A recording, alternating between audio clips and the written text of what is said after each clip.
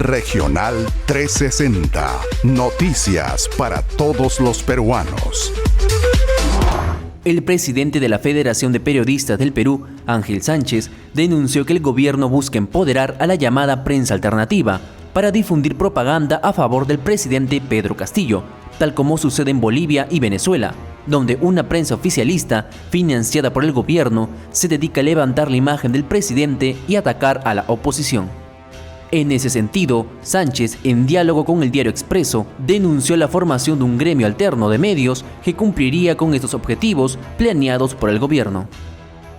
Esta denuncia podría tener relación con el hecho que el Ministerio de Transporte y Comunicaciones haya otorgado 339 autorizaciones gratuitas de radio y televisión para 21 regiones del Perú.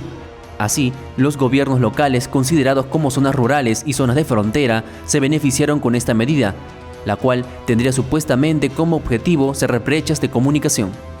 En efecto, es cierto que existen brechas de comunicación en el país. De acuerdo al Instituto Nacional de Estadística e Informática, el área rural, solo el 18.5% de hogares cuenta con el servicio de Internet.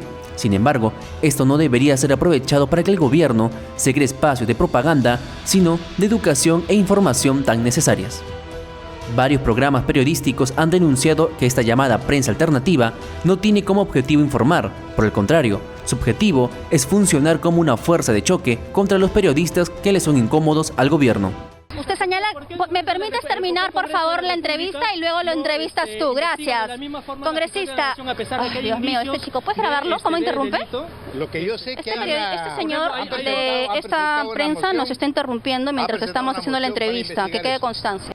El propio presidente Pedro Castillo, en más de una oportunidad, se ha pronunciado en contra de lo que él llama la prensa tradicional, aquella que informa de las investigaciones en su contra abiertas por la Fiscalía y los cuestionamientos que hay a su entorno político y familiar por los supuestos actos de corrupción.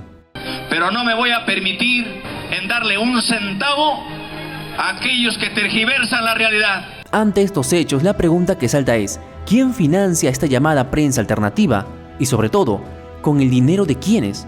Esperemos que no sea con el de todos los peruanos.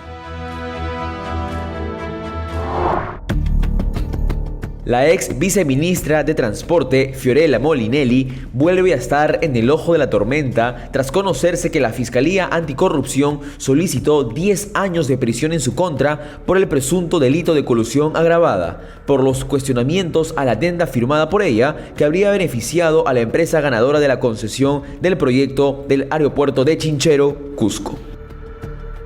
La cuestionada adenda al contrato fue firmada a fines del 2016, cuando Molinelli laboraba en el Ministerio de Transportes y Comunicaciones, del cual en aquel entonces Martín Vizcarra era titular. Pedro Pablo Kuczynski, a su vez, ocupaba la presidencia del Perú. Fue así que el entonces contralor Edgar Alarcón advirtió que el gobierno de PPK, como pretexto de agilizar la obra de construcción del aeropuerto de Chinchero, habría beneficiado a Kunturwasi, ganadora de la concesión, con una adenda de 520 millones de dólares que debía ser financiada en un 80% por el Estado, mientras la empresa seguía cobrando el importe original. Es aquí, por lo tanto, que entra a la ecuación el expresidente Martín Vizcarra. Y es que el abogado de Molinelli, Roberto Pereira, lo responsabilizó a él por la firma de la adenda. La única intervención que ha tenido en este caso es firmar la adenda por delegación del entonces ministro de Transportes, el señor Martín Vizcarra.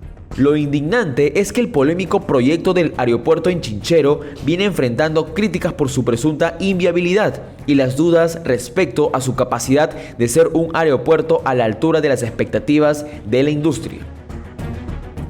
Sucede que, según alertó la Organización de Aviación Civil Internacional, en el aeropuerto Chinchero no podrán aterrizar naves con más de 400 pasajeros.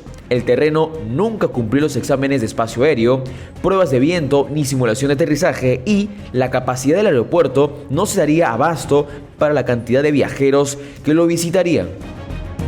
Es en ese contexto que se ve perjudicado el turismo en la región Cusco. Sin embargo, lo más grave de este caso es que se juega con las expectativas de la población.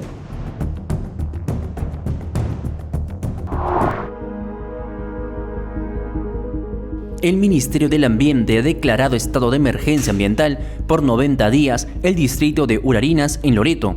Esto a una semana después de la ruptura de una tubería de Petroperú en el tramo 1 del oleoducto norperuano, el cual provocó el derrame de petróleo y contaminación en el río Marañón.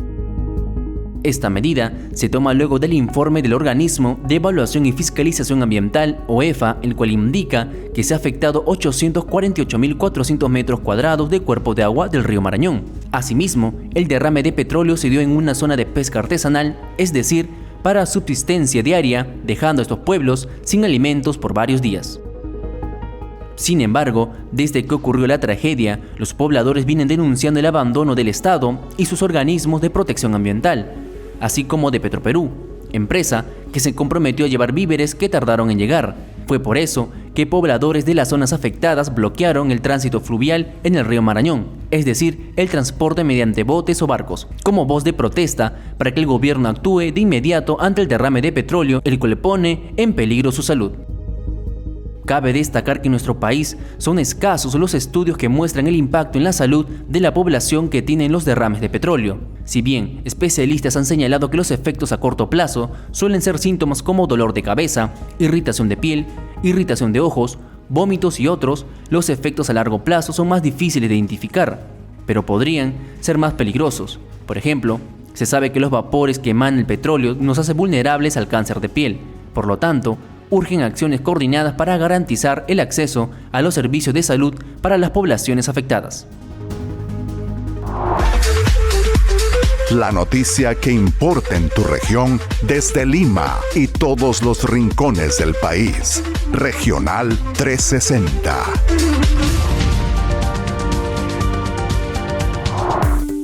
Estamos ya a menos de una semana de las elecciones regionales y municipales, que se celebrarán este 2 de octubre y nos permitirán elegir a nuestros gobernadores regionales, alcaldes provinciales y municipales para el periodo 2023-2026.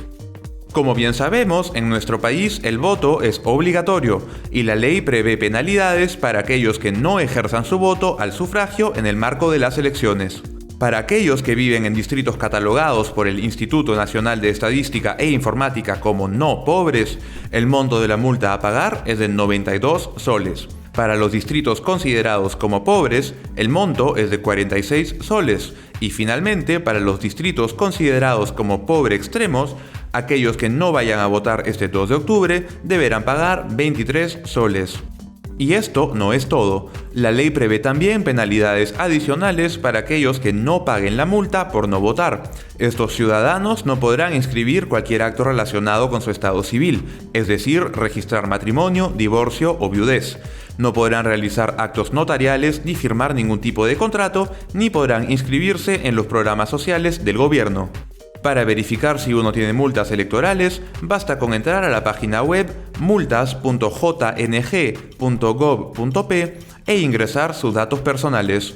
Este 2 de octubre, todos a las urnas. Según la plataforma informativa de la Contraloría, 692 candidatos a las elecciones regionales y municipales 2022 tienen informes de control del organismo fiscalizador, lo que significa que son exautoridades que, según la entidad, tienen responsabilidad civil, penal y administrativa por hechos ocurridos en sus administraciones pasadas. Lima concentra la mayor cantidad de candidatos con informes con un total de 92, sigue Arequipa con 61, Junín con 46, Piura con 40, La Libertad con 37, Cajamarca con 36, Ayacucho con 35 y así sucesivamente.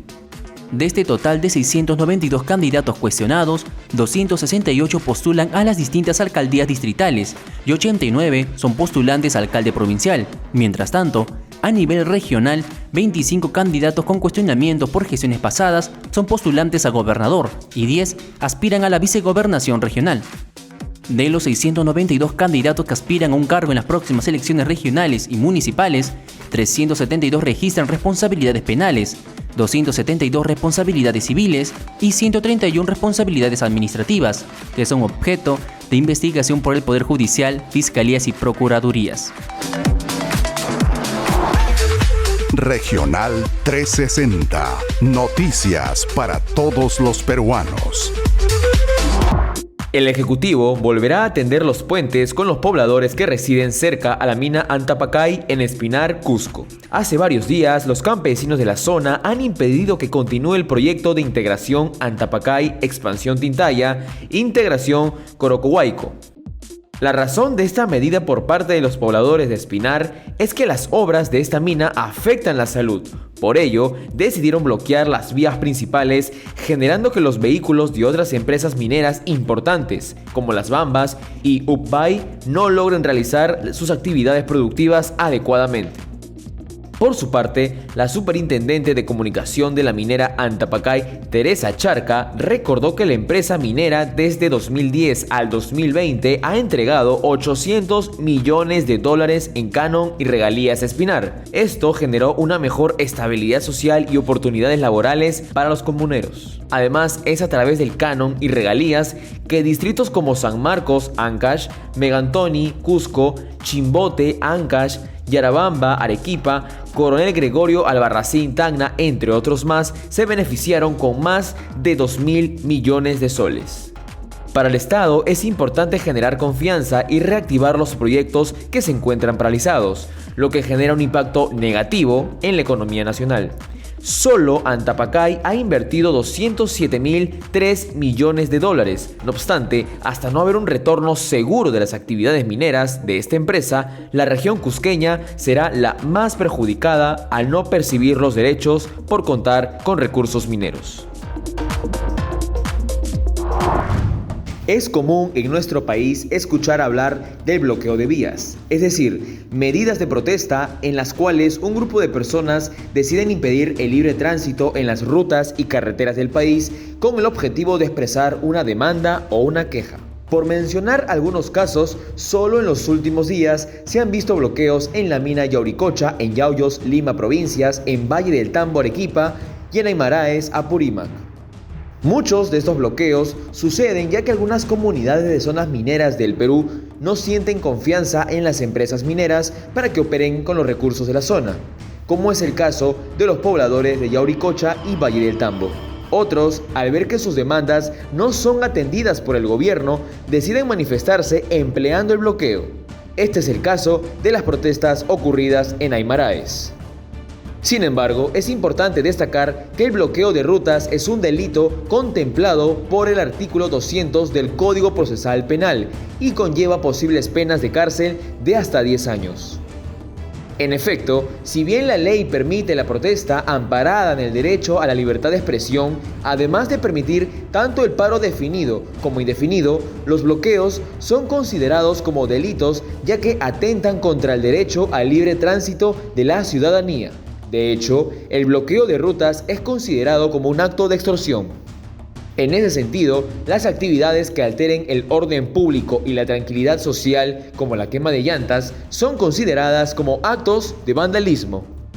Además, está penada la acción de tomar como prisioneros o rehenes a personas o policías durante una protesta, pues al realizar este deplorable acto, las personas podrían ser acusadas de secuestro agravado, delito penado con un periodo de cárcel no menor de 20 ni mayor de 30 años.